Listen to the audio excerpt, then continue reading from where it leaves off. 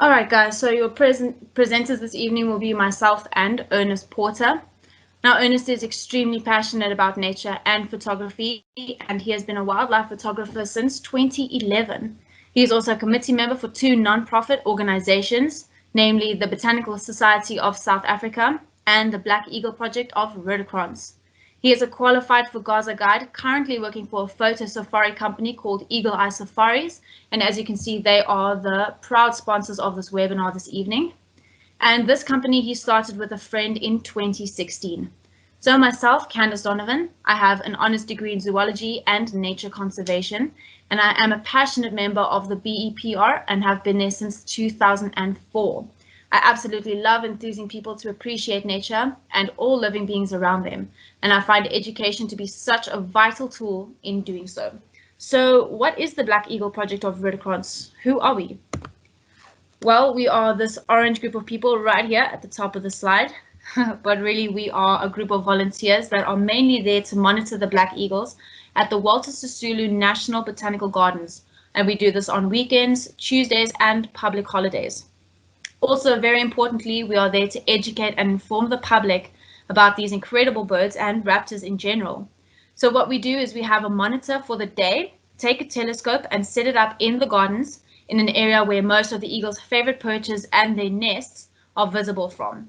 So that area is the bowl area at the bottom of the waterfall. So that's down here where you can see this notice board roof. Any interested passers-by can then walk past and engage in conversation with the monitor on duty, and they can also view the eagle's nest, or any other interesting sightings. So in so doing, we aim to conserve and protect the black eagles in the Walter Sisulu National Botanical Gardens for future generations to enjoy. Now, to sum up what's been happening since 2016, since we've had quite an eventful few years. Confirmed Varroa eagle sightings at the Botanical Gardens go as far back as the 1940s. In that time, we have had a very iconic female named Emoyeni, which means upon the wind, and she stayed with us for 35 years. She was very well followed and very well known throughout her life. We also had Tulani, the male, which means the shy one, and he arrived in 1998, and he was a juvenile when he arrived, so that means that he was only about 4 or 5 years old then. He stayed with us for 21 years, so he was 25 or 26 when he disappeared. Now, unfortunately, since 2016, they have both disappeared, and we don't know what happened to either of them. Interestingly, though, Valerie Goggett did a study many years ago called the Black Eagle, and in that study, she found that black eagle lifespan is between only 10 to 12 years in the wild, where many predators occur. So if you think about it, 35 and 21 years really is a long time in comparison, and it could over to the fact that their urban location literally gives them the best of both worlds. They are free to come and go as they please, and they are also safe as there are very few predators around. Since 2016, we have gotten a new female named Makatsa. She's the one at the bottom here, and we've gotten a new male named Mahlori, and he's at the top. That arrived in 2019. So April 2016 brought with it a new female named Makatsa, which means an unexpected surprise, a name that is very appropriate thanks to how she arrived. It was the most seamless transition in the whole history of the Varroa eagles at the gardens. This female came in and was already comfortable with people, with the area. She didn't behave any differently to Emoyeni, and we actually didn't notice at first. But once we noticed these brown juvenile feathers on the back of her head, only then did we realize that we actually have a new female. So it really is crazy to think that within a few days, we saw two different females without even knowing it. And here we have Mahlori, which means miracle, and he arrived in June of 2019. Now, miracle really is a felicitous name for him because he arrived just in the nick of time. Up until his arrival, Tulani, the previous male, had disappeared only a few days before the egg hatching that year, and Makatsa had then raised the surviving chick to over 30 days old.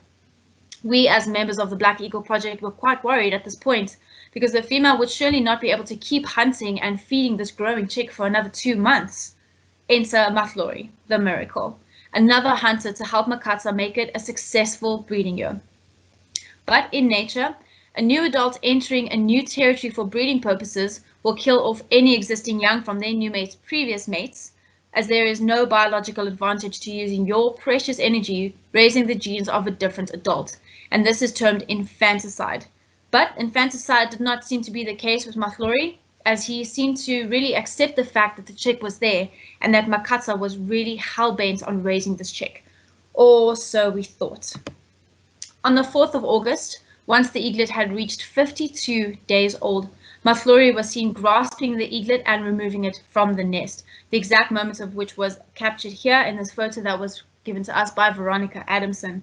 And just to confirm that this was in fact the new male, here is a picture of the matching wing section. There you go, you can see that those match, so it definitely was the new male. And this photo was kindly provided to us by Shane Wilkin. Now this really is proof that nature truly is a cruel mistress, and no matter how much we were hoping that the chick would survive, that is just not the way that nature works.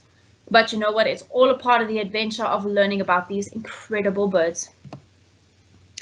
Now we'll be having a look at the very infamous interaction between eagles and pied crows. Many people often ask us why pied crows harass the eagles so much. However, we just haven't found a single obvious reason yet. It could be that the crows harass the eagles to try to steal their food.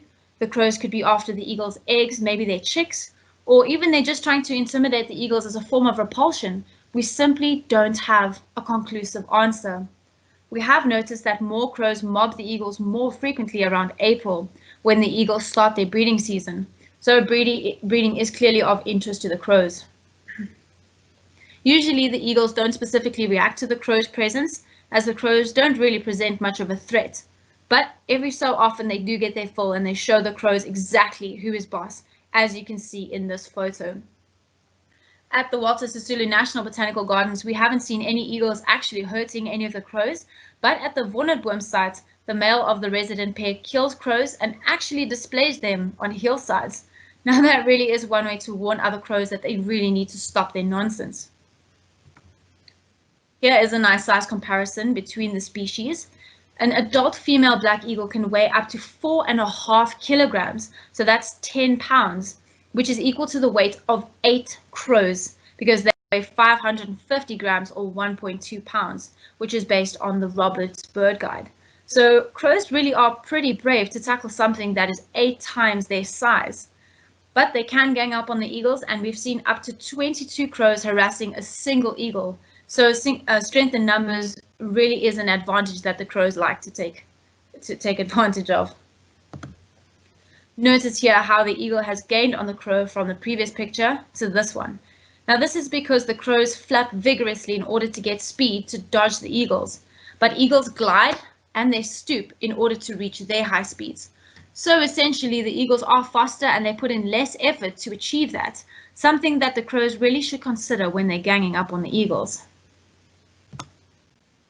In this slide, we see the German troops assembling for battle, but really we have observed an increase in crow numbers in recent years, which could be due to many possible reasons. For example, studies have found that more power lines in an area mean that there are more nesting sites for the crows to make use of. Also, their natural predators, such as caracals and jackals, are decreasing in numbers because farmers are killing them off. And there are also more feeding opportunities for crows in urban areas, such as excessive wasted dumps. There's copious amounts of rubbish lying around, and there's also more roadkill for them to go for. And that's just to mention a few possible reasons. Crows really are incredibly intelligent and very adaptable. So it does make sense that the natural numbers are not being well maintained as they get better and better at living near to more people. This stunning photograph was taken at sunset, and it just proves that the crows are a nuisance all the livelong day from sun up until sundown. It really does make you wonder where the eagles get the patience from. This also shows what I mentioned earlier about the crows needing to flap to get high enough speeds that compete with those of the eagles, as here, the eagle is in a dive and using very little energy, while the crow is in flapping position trying to keep up with the eagle.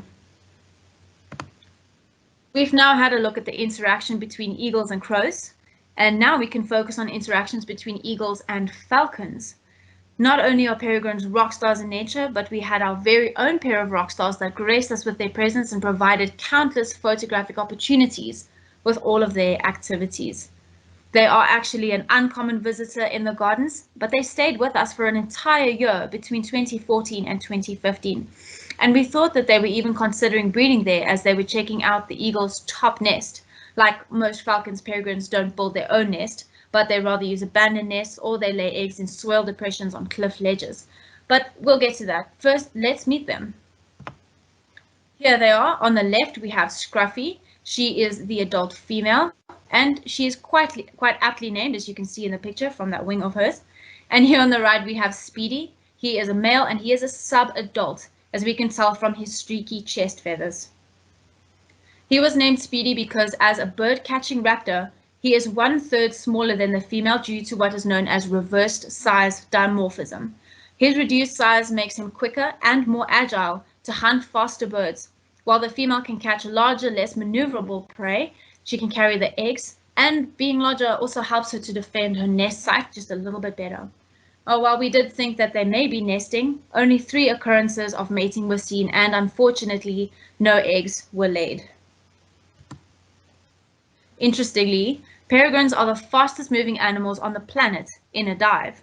What they do is attain a great height, tuck in their wings to make a teardrop shape, and stoop, during which they can reach speeds of up to 389 kilometers an hour, which is 242 miles an hour, as recorded so far. Another interesting thing to consider about their speed is G-loading. An experiment was done by biometrician Vance Tucker, whereby an accelerometer was attached to a trained falcon to measure the G-forces experienced when peregrines pull up from one of these stoops. Now, to put it into perspective, human pilots lose consciousness at less than 10 Gs. And in this falcon experiment, the accelerometer went off scale as the falcon pulled over 25 Gs. Now, a falcon that weighs 900 grams or 2 pounds weighs more than 20 kilograms or 44 pounds at this G loading. So understandably, while we were in absolute awe of these incredible visitors, the eagles didn't quite share our enthusiasm. Here we have a size comparison between the two species, and as you can see, the size difference between falcon and eagle is very similar to that of crow and eagle. However, the peregrines present much more of a threat to the eagles than the crows do, and the eagles' reaction to the falcon's presence show exactly that. When the crows were flying near the eagles, they barely bat an eyelid, but the eagles needed to actively defend themselves against the falcons when they were around, and they were ever aware of that falcon's presence. A tactic that is often employed by falcons is to attack from above and out of the sun, which is mirrored in the fact that they were checking out the eagle's top nest, which was right above the active breeding nest. And once the eagles would leave their nest, those falcons would immediately attack them from above. Because of the falcon's speed, the eagles were often left without defense as they were literally just too slow to react, as is evident in this photo as the falcon is incredibly close to the eagle and that eagle is not nearly ready to defend itself. While we didn't see any adults actually being attacked by the falcons, this juvenile obviously had quite a hard time dealing with his new neighbors. This photo shows how the eagles attack from above, and this photo shows exactly how hard that attack really is. I mean, you can see dust and feather particles shooting off of the eagle from the impact. If you look closely, you can see that his eyes are closed, and his flight is completely disrupted if you consider where his head is. But eventually, the eagles won back their territory as the falcons left the area and became uncommon visitors once more, with only a few sightings occurring since.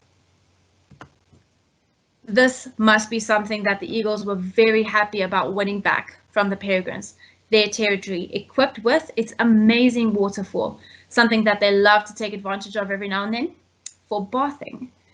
They like to fly to the river at the top of the falls and get into the water about 3 meters or 10 feet from where the water actually starts to fall. So sometimes they will just stand in the water, which is sometimes done by birds for cooling down because their bare feet doesn't hold heat as well as the feather insulated parts. But sometimes they will dive bomb into the water like children do, splashing and thrashing around, having the absolute time of their lives, because bathing does not necessarily need to be done in a classy way. In order to get a really successful bath in, the eagles will dip their heads into the water, twist their heads all about, flutter their wings vigorously, and they'll dunk their tails. It really must be very fun because, as you can see, this eagle looks really jealous. Oh, and there he is joining in the fun. Bathing and drinking water is not something that Valerie Gargett mentions in her study at the Matobo Hills with their eagles, which means that it might not be a common thing with black eagles, or maybe those pairs don't have good pools to bath in, or perhaps they just hide it really well. The Walter Sisulu National Botanical Garden pair definitely have a great and safe area in which to do this, so maybe it is unique to this urban-based pair based on their location. What we do know is that it truly is incredibly entertaining to watch, but what is even better is when they are done. Even the most majestic in the animal kingdom have their scruffy moments. Luckily for us, the black eagles are never without their fancy pants, so here they are very clearly visible. Now, after a bath, the feathers of the eagles get very heavy, so they need to find a nice sunny spot to go perch in. They need to spread their wings, or at least hold them away from their body feathers, and they need to dry off. They are only able to fly again when they have dried quite a significant amount, and the reason why these baths are actually very important is because they are key for feather maintenance. The water helps to loosen any dirt particles on the wings, and it prevents the feathers from looking disheveled due to wear and tear, the sun, mites, and even bacteria. So this translates into better flight performance for the birds. Okay, so here we have a table of the breeding success of the Walter Sisulu National Botanical Garden pairs over the years. Now, this is since 1994. These pairs overall had an 81.5% success rate, as 22 juveniles successfully left the area in 27 years, which I'm sure you'll agree with me is definitely not bad. Now, highlighted in pink are the unsuccessful years where no juveniles were raised. The green blocks show which clutch of that year was successful. The red blocks the associated unsuccessful clutch. And the yellow blocks show the years where something interesting or different occurred. So I'm just going to go through this with you, and we'll be having a look at the years where something interesting happened and the unsuccessful years.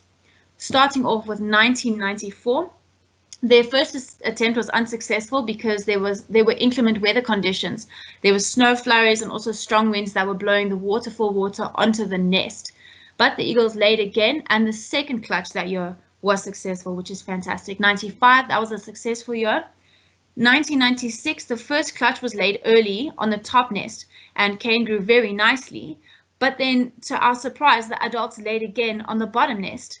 So the male became very aggressive towards the top nest juvenile, and he actually fledged early and left the area before he was ready. So unfortunately, he ended up being killed by a caracal or a jackal. Cain and Abel of the bottom nest both hatched, and unfortunately both of those died as well. Abel died by being killed by his sibling, and Cain died of sun exposure because it was a much later breeding cycle, and also of starvation because his parents were out desperately hunting that year. In 1997, it was a successful year, but what was very weird is that there were 3 eggs that were laid and hatched. So Cain had to kill both his siblings, and then he fledged successfully. In 98, Kwatele, which was the male of the pair at the time, disappeared. And Emayeni tried to incubate the clutch that they had together, but eventually she abandoned them. She actually returned late April with a new male, Tulani, and they had a successful cycle on the top nest that year. 99, that was a successful year from the first clutch already. And 2000, what had happened was that the first egg was infertile, and the second hatched, but he died due to most likely parasites. So they did start building again on the bottom nest, but they never actually laid again that year. 2001, successful again. And 2002 was unsuccessful because they had been nest building at the top nest, and they abandoned it because a large python was seen near the top nest. So the eagles then laid the eggs in the bottom nest, which was unprepared and had no egg cup. So neither of those 2 eggs hatched that year. 2003, successful first clutch. 2004 was a very tough year for them, as the eagles were struggling to get prey for the chicks. So the Cain and Abel struggle as a result actually lasted for 6 whole days. With very little aggression in the beginning, we actually thought that Abel was going to survive, but eventually Cain did kill him, and we had still a successful year from that. 2005, successful as well, and 2006, This was the year that the project started ringing the eaglet before fledgling, which continued for several years after that. 2008 was the next interesting year. So due to lack of sufficient prey that year, the male was very, very aggressive to the juvenile on the nest. And this chased the juvenile out of the natal area early. So he was last seen in mid-October that year, instead of leaving the area in December like he was supposed to. 2009, a normal year, and 2010, this was the year of our chick Bafana. And what happened that year was we had attached a wing tag to the juvenile's wing, and the female tried to remove it. And in so doing, she broke his leg, and he needed to be removed from the nest, unfortunately. But his leg was pinned, and he was rehabilitated and successfully released into the wild. So that still does count as a successful year. 2011 and 2012, both successful. We had Mbuso and Jabulani, that were the successful fledglings. In 2013, the first clutch failed, and the second clutch was laid very late in August. So the first egg hatched late September. Now Nessie, which was the chick that year, had to deal with the hot and rainy summer on the nest, and despite all odds, he fledged in December and only left the area in March. 2014, that was a successful year, but the chick was named Jono, and it was named as a tribute to John Oliver, the Africam CEO, who passed away that year, unfortunately. 2015, also successful. Kendi was the chick that year, but we did receive news that year that the 2008 juvenile had been badly injured by a common Daker ewe while trying to feed on its lamb. Volpro tried to revive her, but unfortunately she had to be euthanized that year, so that was quite a sad thing that we had to find out about that year. In 2016, we had another unsuccessful year because Emoyeni disappeared, and Makatsa, the new female, came onto the scene. So no breeding occurred during that transition period that year like it did with the males in 98. Okay, we've got 2017 and 2018, both successful again. Ayanda and Itemba were the chicks that left the area that year. 2019, again, unsuccessful, as we already know, because Maflori, the new male, killed the chick after coming into the area when Tulani disappeared. So overall, there are a very successful pair of eagles in this area. Moving on to the development of the eagles, and please do note that these next few photos were kindly provided to us by Garth Heidenrich. Now, eggs are supposed to be laid between mid-April and mid-May, depending on the female. They're laid 4 days apart and then incubated for between 44 and 45 days. Once hatched, their development is actually really quite rapid. From chick to fledgling takes 90 days. And if you work out their wingspan growth from about, say, 10 centimeters or 4 inches for a newly hatched chick to 2 meters or 79 inches for a fledgling, that works out to about 2 centimeters or 0.8 inches every single day, which is exceptionally quick. Now let's have a closer look at that growth. Here we see a chick of 8 days old. This little pile of white fluff near the left eagle's foot, but you give him 24 days and we have quite a large cotton ball with a face. So this is how they look just after a full month of growth. They have a dense cotton wool-like coat of pre-plumeals, and they are now very insulated against the cold. After another 25 days though, we have a very scruffy, gangly teenager that's almost as tall as mom, but just 1 more month. And finally, we have a very recognizable and very handsome juvenile, which is just as big as its parents. Once at this stage, they will do many wing exercises to prepare to take their first flight. And once the juvenile has fledged, it takes 4 to 5 years before the plumage matches that of a fully grown adult. After fledging, the young eagle looks just like it did within its last month on the nest, really. So, which in flight looks like this picture here on the left. They look mottled brown overall, but the head and chest are darker brown, while the body is a lighter brown. Now, this is called cryptic coloring, which means that they camouflage quite well into their surroundings when perched, so they can move between occupied territories without being challenged. After about a year, the juvenile starts to look like this immature eagle here on the right-hand side. It pretty much looks like an adult black eagle that flew through a can of beige paint.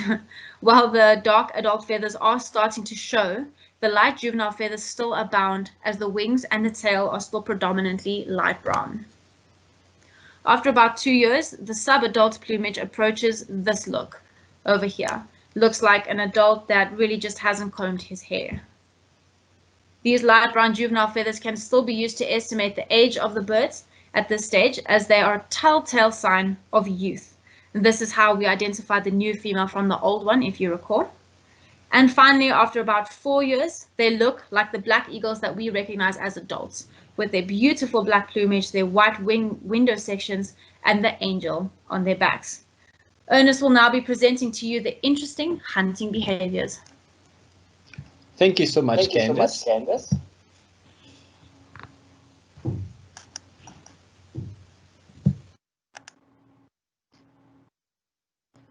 Okay, so I'm just sharing my screen with you guys. Okay, we'll start off with interesting behavior. So I'm going to show you guys a few interesting scenarios or experiences that I had with the black eagles at Walter Sisulu National Botanical Garden. Now, one of my biggest highlights of all the years I've spent here was on this day. And just for your information, this was in 2015 with the juvenile Kendi in the area. So Kendi was already fledged from the nest, and in this photo we are looking at Emoyeni returning back to the nesting area with a guinea fowl. But if you have a closer look at the guinea fowl, you'll actually notice that the guinea fowl is still alive. Now, this is very unusual, as black eagles normally bring back prey that's dead or decapitated, or the intestines being removed to reduce weight. So it's very unusual for them to bring back a complete guinea fowl that's not even dead. And the theory on this is it might have been part of training, get the youngster to kill the actual prey like leopards do with their young. So it is just one theory we have, but definitely a very exciting day. So let's see what happened. I can just give a little bit more background. So I was on top of the waterfall photographing the black eagles, and I saw Emoyeni returning with this guinea fowl. It was a little bit of an overcast day. And as I mentioned, Kendi was in the area and she was already flying. So once Emoyeni flew over me with the guinea fowl, Kendi basically just bolted straight at her with the guinea fowl. And Kendi actually latched onto the guinea fowl while Emoyeni was still in the air. And you can see that Tulani is in the back there, also getting involved in this three-way struggle to get the guinea fowl. In the second photo, we can actually see that Kendi has successfully snatched the guinea fowl from Emoyeni's talons, and that Emoyeni returns with grabbing the youngster's wing, right wing. And then Tulani is also just about a meter behind, following everything that's happening and also getting involved. The next photo, we can actually see Emoyeni trying to get the guinea fowl back, not very happy with the youngster's attitude and passion to get the food. And then we can also see that Tulani is getting really close as well. In the next photo, Tulani is basically crashing into Kendi from the back. And if you look at the guinea fowl, you can see that it still seems to be alive. The neck is not hanging dead, so it must have been quite rough for the guinea fowl, but that is what these eagles are all about. And this is the last photo of the sequence. But what eventually happened was, at the end, all three eagles were going at this guinea fowl. And in this process, it basically dropped to the ground. And Kendi was the first to land and start feeding on the guinea fowl. So I believe that the guinea fowl was actually dead before it hit the ground, with all of this happening with the guinea fowl while in flight. But definitely, as I said, one of my best days out at Walter Sisulu to see this very awesome behavior from the black eagles. As I said, most of the time in the few years I've spent there from 2012, I have only seen this once, where they bring back prey alive. Next up is another cool little story I want to share with you guys. So back when I joined the project in December 2012, I heard from some of the monitors that Kwatele, the previous male before Tulani, was a very exceptional bird, and he loved to do something while nest building that I never saw with Emoyeni or Tulani from 2013 to 2016. And what they basically described was that the male Quatele would collect a massive branch, fly with the branch, drop it, and then 3 meters below, as it falls, can catch it in the air again. And as I mentioned, I've never seen this with Tulani or Emoyeni. But in 2016, we got the new female called Makatsa. And this is when I finally got my opportunity to see what they were describing. So this, you can definitely refer to this as nest building or playing. I think a little bit more playing than nest building, but she managed to catch the stick and land on the nest with it. So it is quite impressive. So in this photo, we see Makatsa in flight with a stick and only one talon on it, or grabbing the stick with one talon. And then next up, she drops the stick. And you can see she's already getting into a position to dive down to catch it again. And there we go. Within a split second, she's in a dive posture. The stick is falling and she's now diving straight towards it. And then in the last photo, you can actually see that she caught up to the stick quite quickly and grabbed it again. Now, just to give you guys a little bit of an idea, my camera shoots about 10 frames a second. So these were 5 photos. So all of this was done in basically a half second to 1 second. So it's amazing how quick she can react and dive and catch that stick again. It's really mind-blowing. Next up, what I would like to share with you guys, I would like to take you through my journey from 2013 as I photographed each youngster every year. So we are going to start with the first youngster that I followed from hatching all the way through to leaving the area. So first up in 2013, we have Nessie, which I'm sure you guys will remember, which Candice referred to as the second late clutch. What happened was the first 2 eggs did not hatch that year, and then the female laid again in August, and the hatching only happened in September somewhere.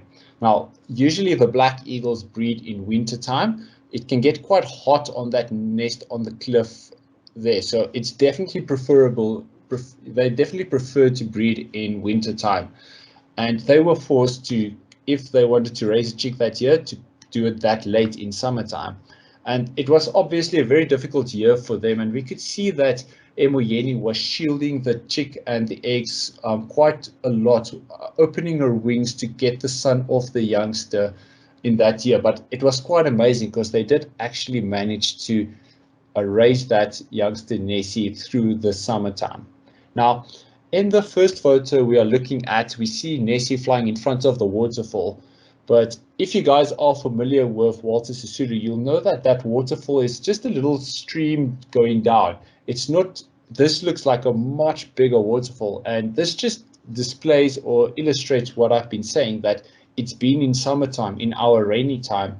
So in this photo, which was taken around February, the waterfall was coming down quite strongly because of rains that in that time, that February is South African's raining time. So this was a very unique photo because we usually do not have juveniles around in February, but because of that late clutch, we obviously got this opportunity to get this photo. Next up, we've got another photo against the waterfall, or in front of the waterfall, with a little bit of aggression between Nessie and then Tulani the male. Now, I will talk a little bit more about aggression in the next upcoming slide, which also illustrates aggression. But let's look at the beautiful juvenile, a close-up photo of Nessie. It's just such a gorgeous bird.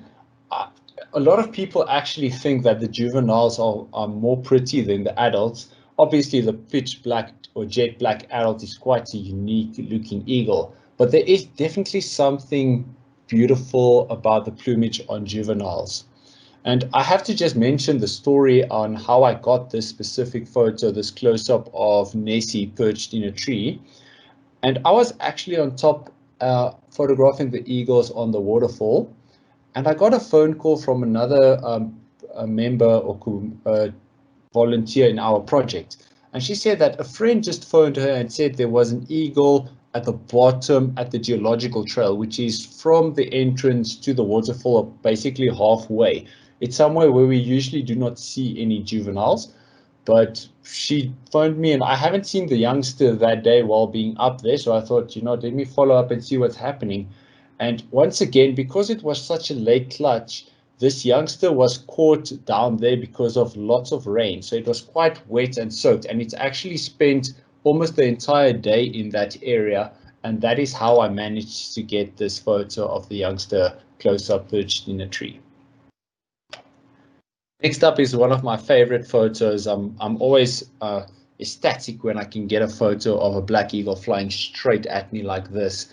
It is sometimes a little bit of a tricky one to focus on. The cameras can usually focus on the tail or just miss focus on the head, but I was extremely happy with the result on this day. And then next up, we've got a photo of Nessie coming in for a landing. So when juveniles fledge from the nest or taking their first flight, or which we refer to as the maiden flight, I'm pretty sure that it is quite a scary thing to jump off that nest and take your first flight. But the juveniles quickly find out that the landing is the tricky part. And there's different surfaces to land on. You get a landing on a rock and a landing on a tree, etc. So a round branch versus a flat rock is completely different. And if you keep a close eye on them, you can actually see some inexperience as they land on rocks and branches, etc. And the next photo illustrates that perfectly, as the youngster tried to land on a branch and he just swooped over and basically ended up hanging upside down like a bat. Now, in this photo, it's obviously a little bit in a panic, but I must say the youngster was quite good in getting out of the sticky situation. So he basically just left, opened his talons and dropped and glided off in the right direction. So the youngster did not injure himself in this little accident yet, maybe just his ego a little bit. Okay, so next up is another photo of aggression, probably my first really good photo based on my standard, I think. So this was really the photo that I jumped up and down to process and get back home to work on. And it just shows you exactly what happens. It's the male. In the right-hand side, we see Tulani, the male, and he's usually the eagle that starts the aggression. So he initiates the aggression towards the youngsters, and then later on, as it gets a bit more serious, the female will join in, and it will be two experienced adults showing aggression towards one inexperienced juvenile. But I really do believe that a big part of the aggression is also training. But eventually the youngsters get the idea that they should move on. Every time they fly close to the nest, they're being harassed by the adults, and they're intelligent birds, and they also get being fed less and less by the adults, so they need to start exploring and find their own food, and they eventually get the idea that they should move out and become independent from the adults. It is really quite a fascinating thing to see with this species. And we are at the moment in 2020 with a youngster that has already fledged from the nest. And if any of you are photographers close to the Botanical Garden, November should generally be your best aggression year if you guys want to plan and spend some time to photograph this year. Next up, we have Jono of 2014. Now, if you guys remember correctly, Candace mentioned that there were peregrine falcons one year. So this was the year of Jono. He actually had to face the adults' aggression, and on top of that, the peregrines as well, which is obviously a much bigger threat. And he really had a tough time fending off or defending himself against those super fast peregrine falcons. Now, in this photo, I've got a very interesting lighting on this bird. So what I planned here was that in the mornings, the activity at Walter Sisulu with the eagles are generally better than the evenings, but the light is much better in the evenings, as in the mornings you kind of shoot a little bit I would say, east, maybe southeast, and you get a little bit of light from the front. So diagonally to the front, the sun is not direct in front of you, but definitely the sun is in front of you. So a lot of activity in the morning, but not the best lighting.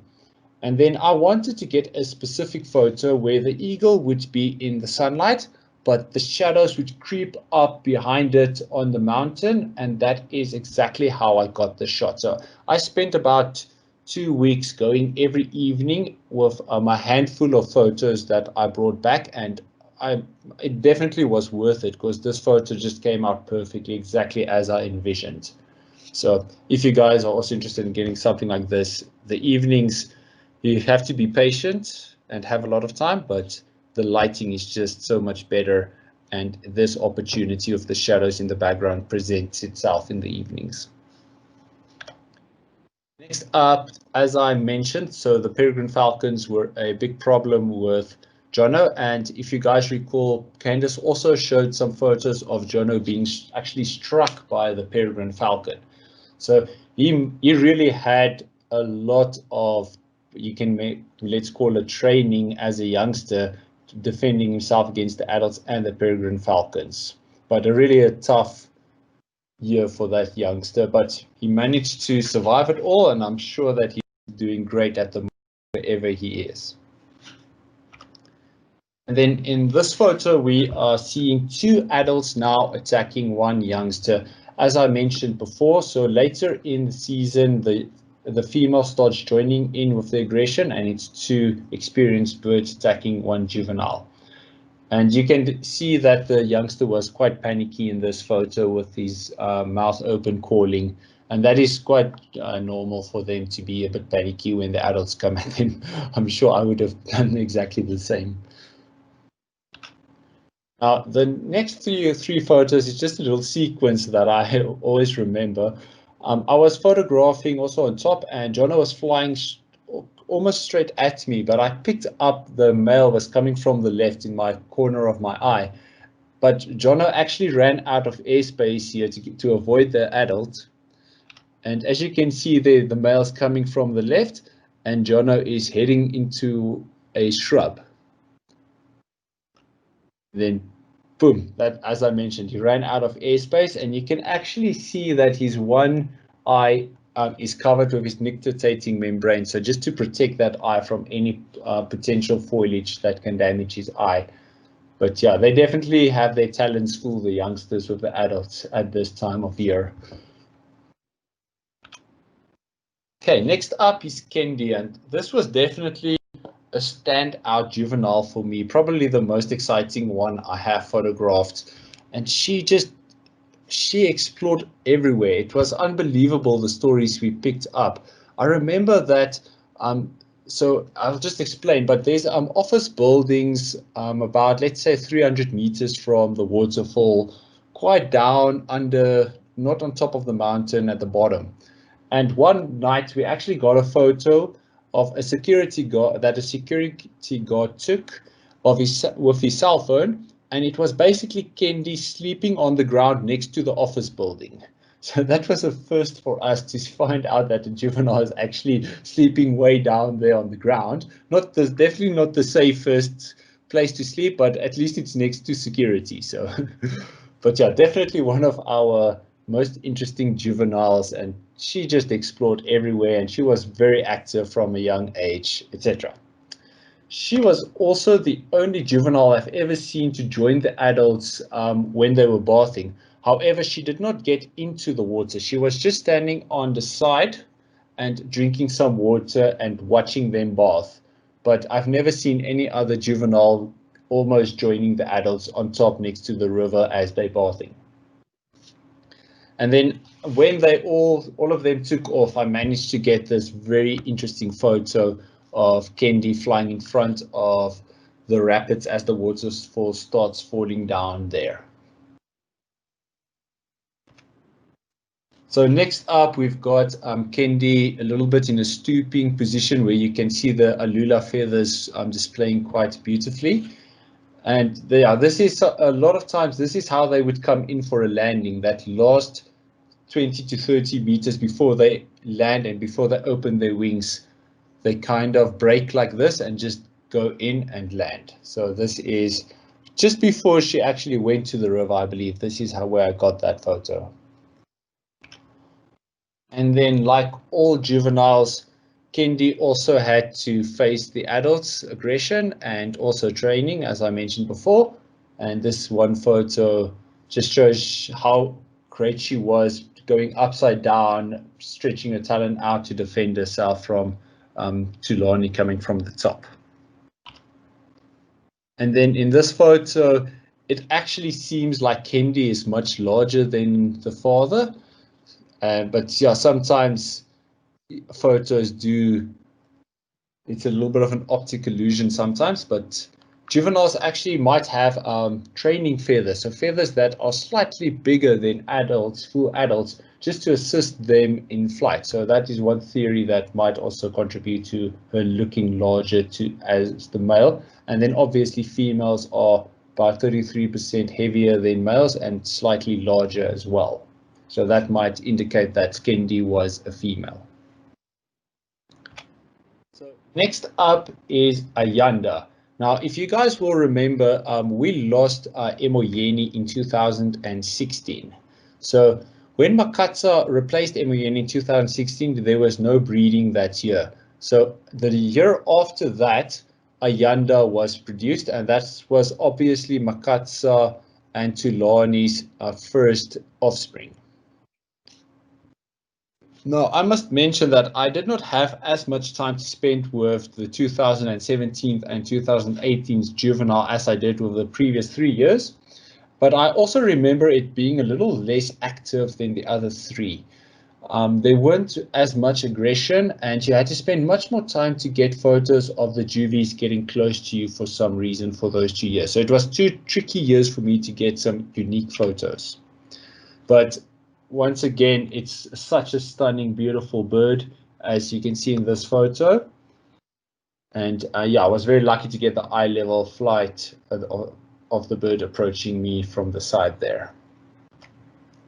And then next up, we've got another photo of her actually flapping. Once again, you can see it's an overcast day, so there weren't as many thermals that aid them with flying. So on days like this, you actually do see them flapping and using a bit more energy to get around.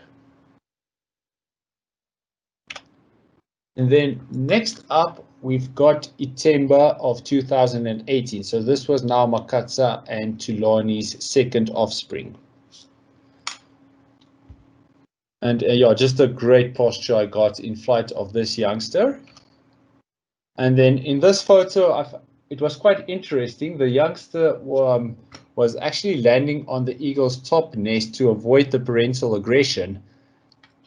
But eventually the female joined the juvenile on the nest, and she was actually at one point trying to shield herself from the male by standing very close to the female. So I can always remember that. And obviously landing on the top nest, which is accessible for photography from the geological trail, is always great for photo opportunities. Okay, let's look at 2020's youngster, who is called Motsumi, which means the hunter. So I actually spent the last 3 days in the Botanical Garden trying to get some photos of this youngster for this presentation. So I hope you guys appreciate and enjoy the photos. But I must say that this youngster seems to be a lot like Kendi. Very, very all over the show, curious, exploring interesting areas for a young age, and very active. Now, I've only spent 3 days with this youngster, and it's been the last 3 days, but I've spoken to a few photographers that have been following the youngster since fledging, like Shane Wilkin, and he's basically said the same thing, that this youngster is extremely exciting. She's flying to places you wouldn't expect such a young bird to fly off. She explores everywhere, and she's very active. So this might be a very exciting year to spend with the juvenile eagle. And then I was very lucky in this photo where I had exact eye contact with the youngster as he flew over us. And then next up, I also managed to get this more of a close-up photo to just show that beautiful plumage of the juvenile. But yeah, once again, I was quite surprised on how many opportunities I already got in these last 3 days for this presentation. It's quite a few interesting photos I already managed to get in a short time.